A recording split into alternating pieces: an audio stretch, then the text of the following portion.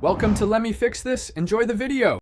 FIFA 16 auto-saves after matches and important changes automatically to protect progress. Always use the manual save and exit option before quitting the game session. Create a named save slot when prompted to keep clarity about your career mode state. Export 3 backup files to a USB drive or to your console cloud account after major changes. Use distinct names for backups to avoid accidental overwrites and to track seasons and key transfers.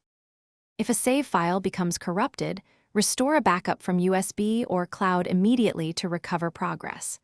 Clear the local cache on your console and restart the system before attempting another load. On PC, verify game files and then relaunch FIFA 16 to force a fresh autosave cycle. Maintain at least 2 distinct backup dates so you can roll back mistakes without losing entire seasons. Rebuild your most recent slot only after confirming a backup loads correctly. Develop a simple routine to protect your career mode progress and follow it every session. Manually save before transfer windows, cup finals, and any crucial matches to avoid losing major decisions.